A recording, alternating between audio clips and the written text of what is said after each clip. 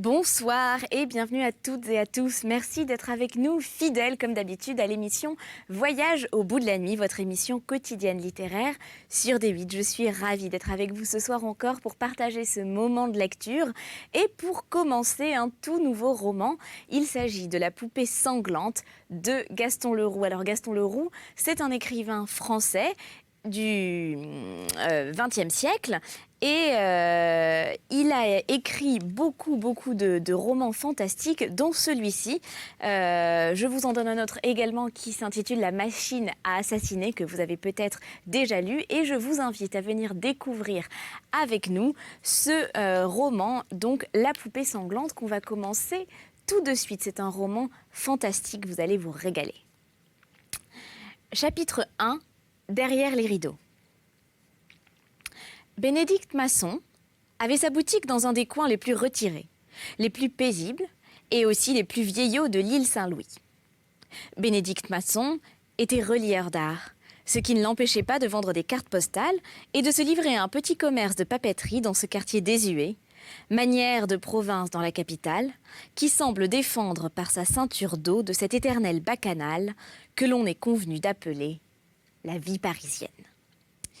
Dans cette rue, dont le nom a été changé depuis, et qui s'appelait, il n'y a pas longtemps encore, la rue du Saint-Sacrement-en-Lille, à l'ombre de vieux hôtels qui furent, il y a 2 siècles, le rendez-vous de tous les beaux esprits, se sont ouverts, ou plutôt entr'ouverts, une demi-douzaine de boutiques, quelques débits, un modeste magasin d'horlogerie dans la prétention exorbitante d'y entretenir un semblant de vie. Eh bien, et c'est de cette petite rue, habitée par notre lieur, et c'est de ce quartier qui semblait ne devoir plus exister que par ses propres souvenirs, qu'est sortie l'une des plus prodigieuses aventures de cette époque, et à tout prendre, la plus sublime. Sublime, l'aventure de Bénédicte Masson l'a été assurément, car elle fut une date avec un grand D dans l'histoire de l'humanité. Mais en même temps que sublime, elle fut aussi épouvantable.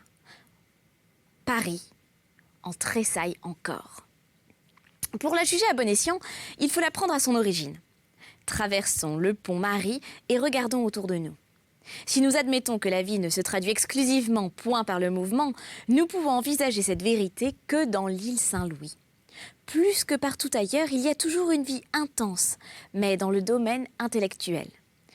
Sans évoquer les ombres lointaines de Voltaire et de Madame du Châtelet, les peintres, les poètes, les écrivains y ont de tout temps élu domicile. George Sand, Baudelaire, Théophile Gautier, Gérard de Nerval, Daubigny, Corot, Barye, Daumier y installèrent leurs pénates.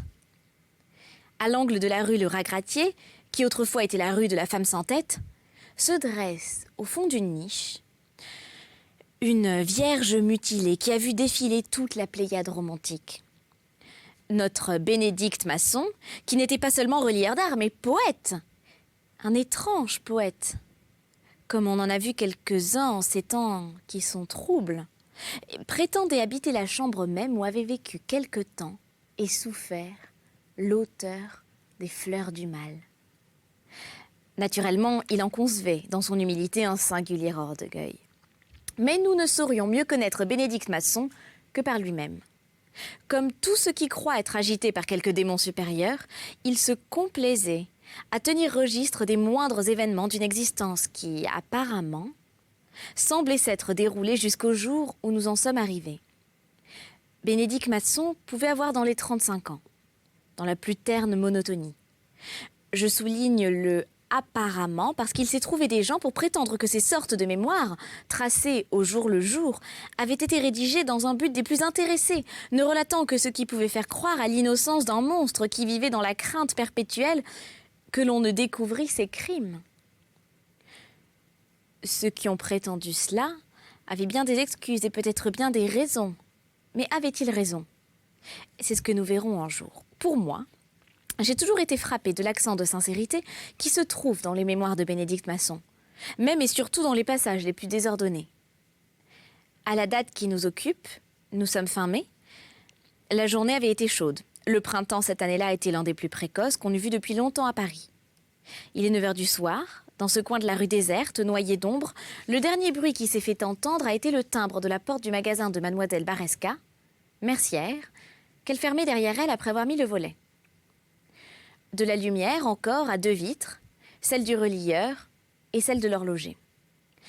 La boutique de Bénédicte Masson faisait face, ou à peu près, à celle du vieux Norbert, que l'on ne voyait guère sortir que le dimanche pour aller à l'office à Saint-Louis-en-Lille avec sa fille et son neveu. Le reste du temps, il restait caché derrière ses rideaux de serge verte, penché sur ses outils, travaillant fort mystérieusement à des travaux qui, au surplus dans la partie, l'avaient déjà rendu célèbre. Il avait inventé une sorte de régulateur qui eût pu faire sa fortune, mais il n'avait réussi qu'à le dégoûter à jamais des hommes d'affaires. Maintenant, il ne semblait plus travailler que pour l'art, à la poursuite d'une chimère où d'autres avant lui avaient laissé leur raison. Ses confrères, avec lesquels il avait rompu tout commerce, s'entretenaient de lui avec une condescendance attristée. Les plus renseignés parlaient d'une sorte d'échappement contraire à toutes les lois connues de la mécanique, et grâce auquel le malheureux prétendait réaliser le mouvement perpétuel, c'est tout dire. En attendant, on pouvait voir devant sa devanture un fort curieux ouvrage d'horlogerie dont les engrenages extérieurs prenaient des formes jusqu'alors inconnues. Il y avait là, entre autres pièces bizarres, des roues carrées. Cependant, les habitants de l'île affirmaient que ce mouvement durait depuis des années et qu'il ne le remontait jamais.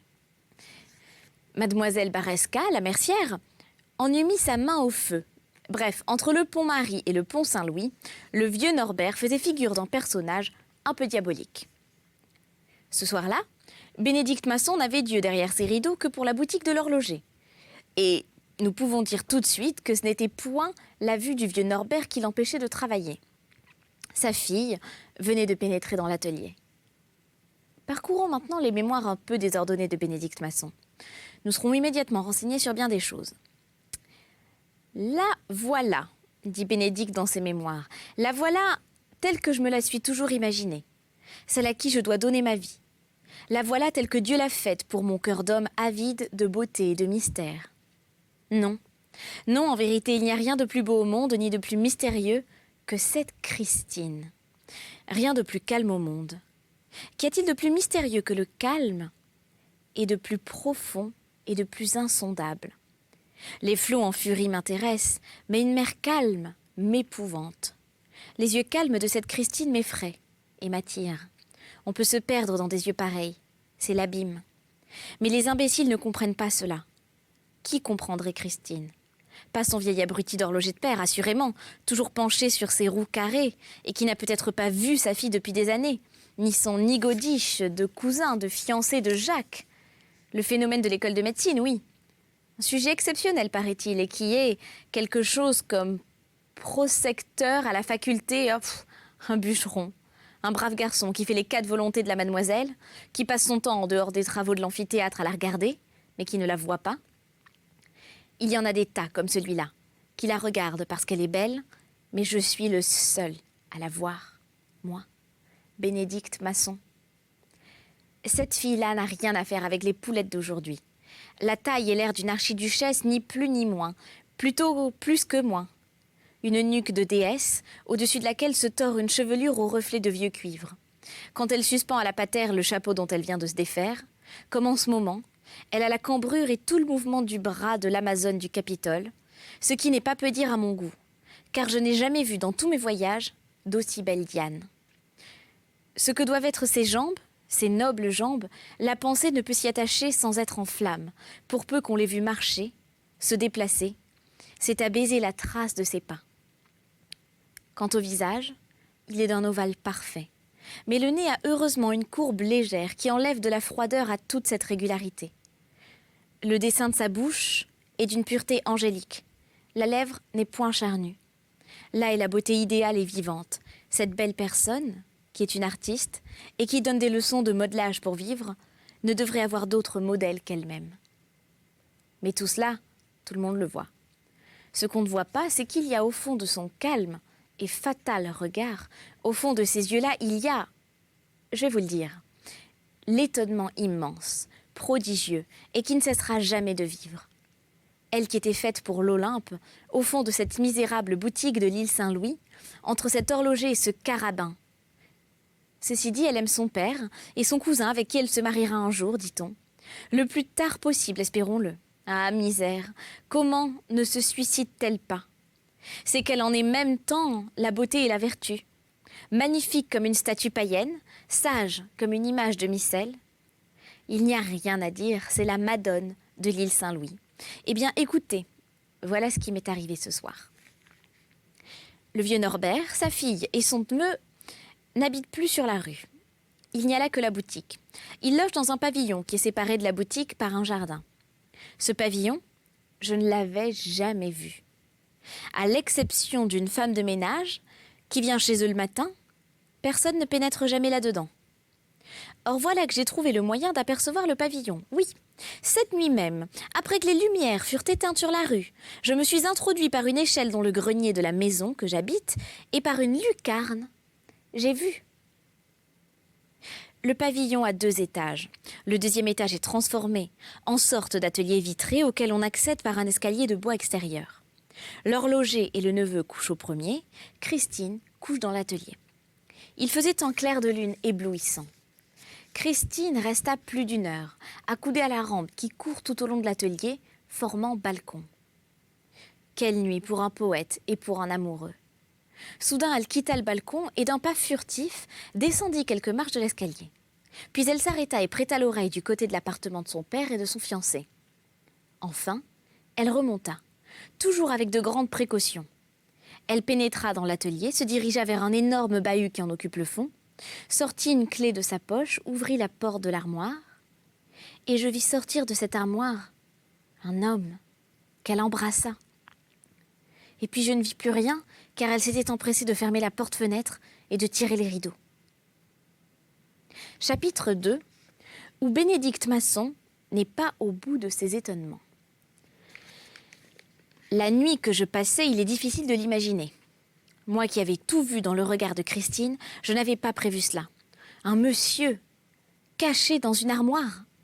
Décidément, je ne serai jamais qu'un poète, c'est-à-dire la plus pauvre chose qui existe au monde.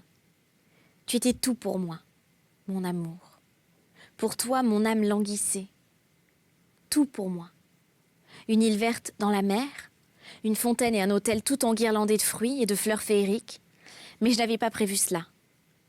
Le monsieur, dans l'armoire, désormais, la coupe d'or brisée, que le glaçonne encore une âme sainte qui flotte sur le flot noir. Une de plus, les filles de Satan. Eh bien, je vais vous dire, cette nuit d'insomnie ne fut pas remplie seulement par le désespoir, la rage contre ma stupidité innée, mais aussi par une espèce d'allégresse diabolique. Et vous allez comprendre tout de suite ce sentiment complexe.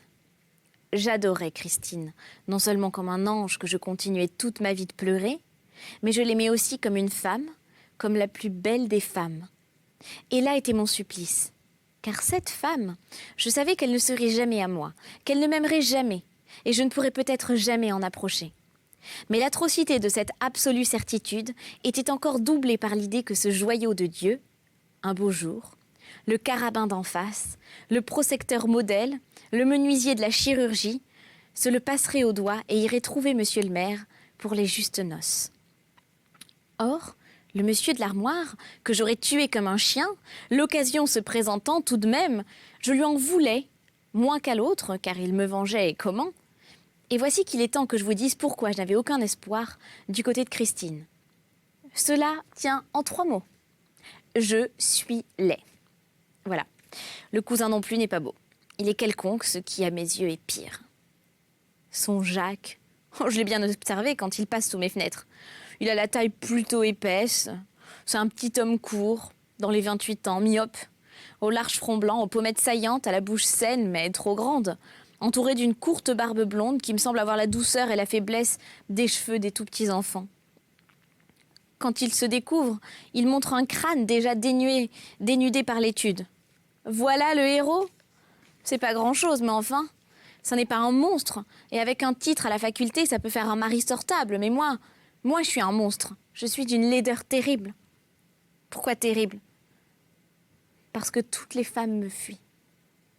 Y a-t-il au monde quelque chose de plus terrible que cela? Jamais mes bras ne se sont refermés sur une femme. Elles n'ont pas pu. L'idée que je pourrais les embrasser, la seule idée de cela les épouvante. C'est comme je vous le dis, je n'exagère rien. Ah, misère. Misère, comme dit l'autre. Une vie de feu bout dans mes veines. Chaque femme serait pour moi le don d'un monde. J'entends à la fois 1000 rossignols au banquet de la vie.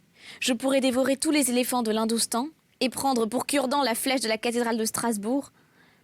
La vie est le bien suprême et moi je ne peux pas vivre. Pourquoi cette affreuse gaine autour de mon cerveau? Pourquoi cette asymétrie entre les deux côtés de mon visage? Mon visage? Cette proéminence effrayante de sourcils, cette avancée subite de la mâchoire inférieure? Pourquoi ce chaos? L'homme qui rit était bien heureux. Au moins il riait pour les autres. Mais moi, qu'est-ce que je suis pour les autres? Ni celui qui rit, ni celui qui pleure. Ma face est un mystère épouvantable. Vais-je me résoudre à avouer une chose qui m'entraînera peut-être plus loin que je ne le désirerais? Ma foi, dans l'état d'esprit où je suis, qu'ai-je à craindre? Qu'ai-je à redouter?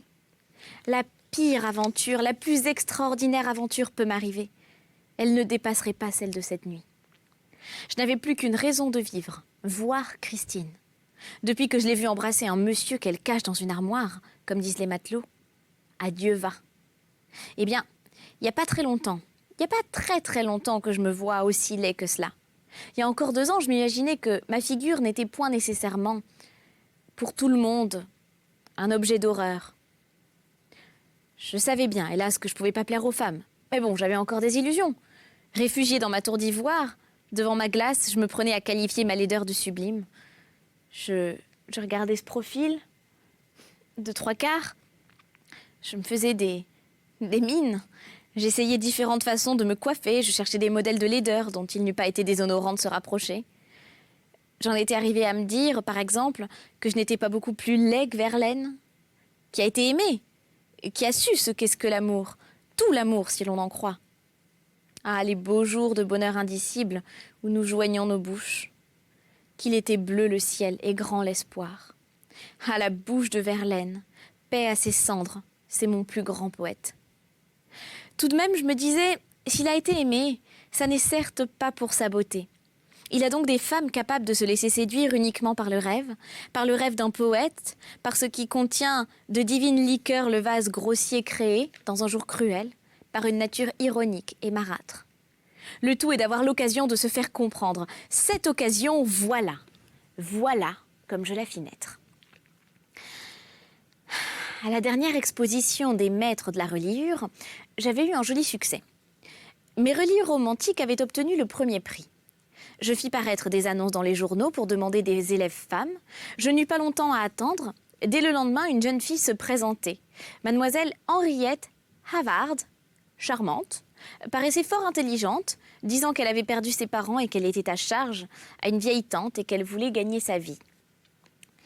Elle me proposait d'être en même temps mon élève et mon employé. L'affaire fut vite conclue. Je possède aux environs de Paris une petite villa à l'orée d'un bois, à quelques pas d'un étang, dans un endroit assez désert. Mais j'aime la solitude. J'imaginais sans peine que je l'aimerais davantage avec cette jolie fille. C'est là, du reste, que je travaillais tous les étés. J'y donnais rendez-vous à Henriette pour le lendemain. Ce soir-là, je m'étais tenue dans la pénombre. Le lendemain à la campagne, elle put me voir au grand jour. Tant est que le surlendemain, je ne la revis plus. Je l'attendis 3 jours. Elle m'avait donné l'adresse de sa tante. J'allai chez sa tante et lui demandai des nouvelles de sa nièce. Elle me répondit avec assez d'indifférence, du reste, qu'elle ne l'avait pas revue. J'insistais pas. Je voulais pas l'avoir plus inquiet qu'elle-même. Sur ces entrefaites, un autre élève femme vint se présenter. Madame Claire Thomasin, une veuve, jeune également et jolie. Elle resta chez moi un jour. Cette fois, ce fut un monsieur dans les 50 ans qui vint, 48 heures plus tard, me poser des questions sur mademoiselle Claire. Je lui répondis que je n'avais plus eu de ses nouvelles depuis son départ de chez moi. Il s'en alla fort triste. Eh bien, j'ai encore eu 4 élèves femmes. L'une est restée 5 jours, 2 autres, pas plus de 24 heures. La dernière est restée 3 semaines. Avec celle-ci, j'ai pu croire que le miracle allait s'accomplir. Eh bien, au dernier moment, elle s'est éclipsée, comme les autres. Pour cette dernière, j'ai voulu en avoir le cœur net et j'ai fait une enquête. Je n'ai pu savoir. Nul n'a pu savoir ce qu'elle était devenue. Cette fois, je ne cacherai pas qu'une angoisse sourde, démesurée, commença à m'étreindre. Je n'oserais pas faire remonter mon enquête plus haut, redoutant d'apprendre que les 3 autres avaient disparu. Il y en avait déjà 3 à ma connaissance. C'était suffisant. Que les femmes me fuient parce que je suis laid, je comprends. Mais qu'elles me fuient jusqu'au bout du monde, qu'elles me fuient jusqu'à disparaître, qu'elles me fuient jusqu'au suicide, ça dépasse tout. Qu'imaginer Qu'imaginer en dehors de ces hypothèses? Mettez-vous à ma place. C'est épouvantable. Encore si, pour une raison ou pour une autre, pour 6 autres raisons, elles s'étaient toutes suicidées, on aurait retrouvé leurs cadavres. Mais on les a retrouvées ni mortes ni vivantes. Mon Dieu, je parle comme si j'étais sûre du sort des 3 autres. Eh bien oui, au fond de moi-même, je crois que le même mystère les lie toutes les 6. Le même mystère de mort. Et personne ne doute cela, à part moi, heureusement. Enfin, tout cela est tellement formidable et tellement absurde, je veux même plus y penser. J'avais trouvé un très bon moyen de ne plus y penser. C'était de m'absorber dans la vision et dans l'amour de Christine. Et maintenant, je ne quitte plus des yeux la porte de l'horloger. C'est aujourd'hui dimanche. Elle va sortir tout à l'heure pour aller à la messe entre son père et le carabin. Oh, la voilà. La voilà avec son grand air d'archiduchesse et son front de madone et son calme regard. Le carabin lui porte son livre de messe. Ah, moi aussi, j'irai bien à confesse pour elle. Mais aujourd'hui, je les suivrai pas, je reste derrière mes rideaux. Assurément, je vais voir sortir l'homme de cette nuit. Je veux savoir qui est son amant. Après, on verra ce qu'on fera. Voilà une demi-heure que j'attends qu'il sorte. Et toujours rien. Aujourd'hui dimanche, la devanture de la boutique montre visage de bois. Tous les volets sont mis, même à la porte vitrée. Et cette porte ne s'ouvre pas. Qu'attend-il ? La rue est déserte, tout à fait déserte. Et il ne peut sortir que par cette porte. Cette partie de l'immeuble habitée par cette étrange famille est ainsi faite qu'elle n'offre pas d'autre issue que celle que je surveille. En vérité, ils vivent enfermés là-dedans, comme dans une prison. Et le jardin intérieur, si tant est que l'on puisse donner ce nom à un quadrilatère planté de 3 arbres, m'a produit l'effet d'un préau, entre ces 2 hauts murs qui l'étreignent et le défendent du regard. Ce coin de bâtisse et de jardin, habité par l'horloger et sa famille, avait fait partie jadis du fameux hôtel de Coulteret, dont l'entrée principale donne encore quai de Béthune et appartient toujours, événement unique dont tous les anciens hôtels de l'île Saint-Louis ne sauraient offrir d'autres exemples, au dernier représentant d'une famille illustre, comme on sait, à bien des titres, au marquis actuel Georges-Marie Vincent de Coulteret, marié assez fréquemment, à la suite d'un voyage qu'il fit aux Indes anglaises, à la fille cadette du gouverneur de Delhi, Miss Bessie Clavendinch.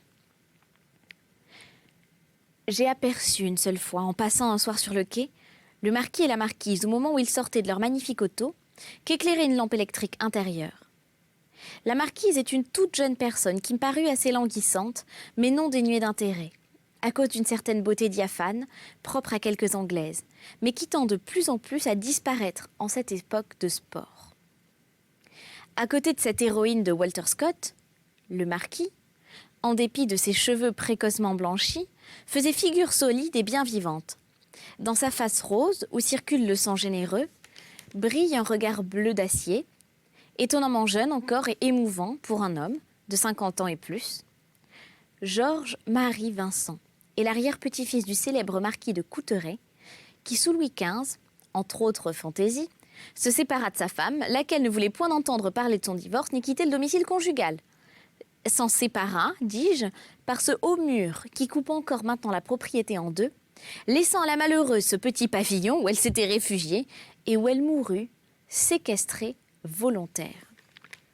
C'est là que la nuit, quand son père et fiancé reposent, la vertueuse Christine reçoit son amant. Celui-ci, dont je continue de surveiller l'apparition sur le seuil qu'il doit forcément franchir pour sortir de sa prison d'amour, me fit bien entendre derrière les rideaux. Et ma foi, l'heure se passe sans que j'aie vu s'entr'ouvrir la porte de l'horloger, et même l'horloger lui-même revient de la messe avec la fière Christine et l'intrépide fiancé.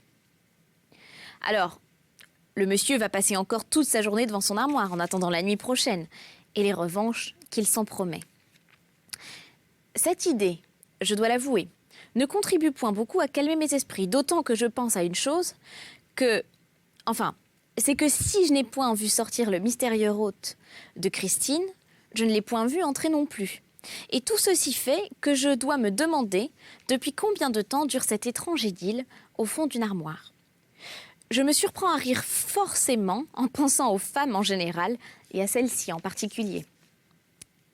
Cette divine Christine, dont mon cœur est plein, je lui souhaite quelques bonnes catastrophes pour le soulagement de mon âme et de la conscience universelle. Je ne sortirai pas aujourd'hui.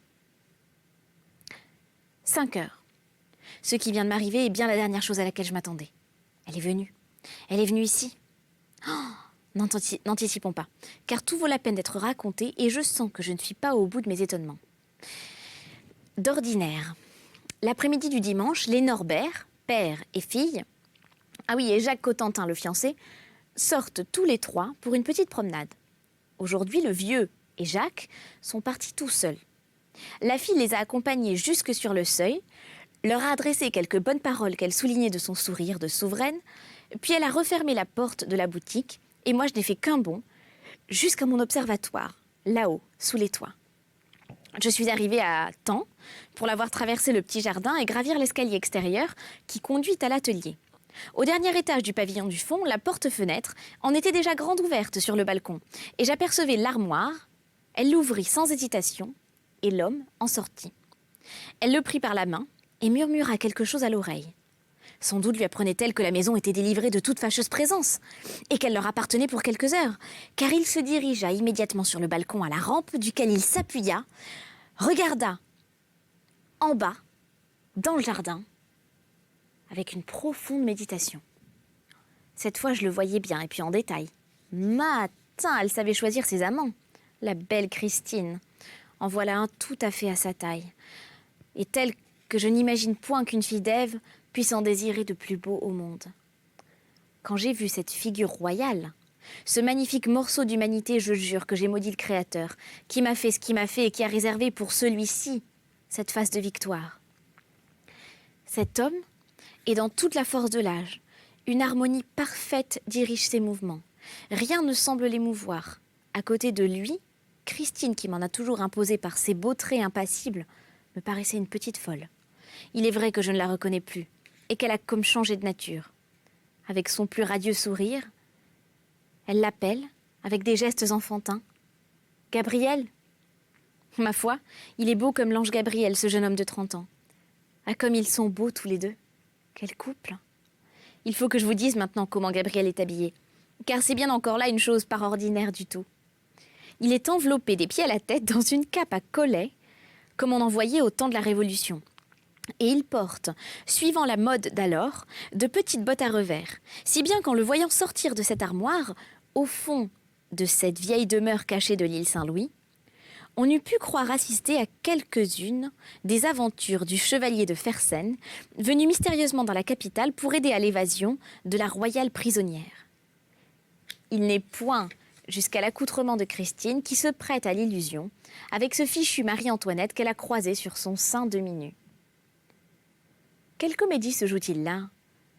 Comment ça a commencé? Comment finira-t-il? Où sommes-nous? Moi, j'y comprends plus rien. Cet homme ne lui a pas encore adressé la parole, mais il a obéi à son appel. Gabriel descend l'escalier devant Christine. Les voilà tous les deux maintenant dans le jardin.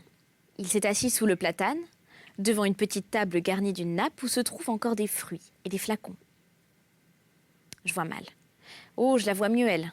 Elle tourne autour de lui, elle lui parle, elle s'assied près de lui, elle met sa tête sur son épaule, je les vois de dos et l'arbre me gêne. Ah voilà, il bouge plus. Il bouge plus. Ils restent ainsi tendrement l'un près de l'autre pendant des minutes que je ne saurais compter et qui ont été des plus cruelles de ma vie. Ah, une tête de femme sur son épaule. Ça, c'est la tête de Christine. Oh, si je pouvais lui manger le cœur à l'autre. Si je pouvais lui manger le cœur. Et on va s'arrêter là pour l'instant, mais ne vous inquiétez pas, nous reviendrons bien sûr sur cette histoire qu'on ne va pas abandonner en pleine nuit. Comme eux, comme pour nous, ça ne se fait pas. Alors restez avec nous, restez connectés, restez branchés. Et n'oubliez pas le hashtag VBN pour participer sur les réseaux sociaux et être du coup impliqué avec nous dans l'émission. On se retrouve très bientôt sur D8. À très vite et prenez soin de vous. Ciao!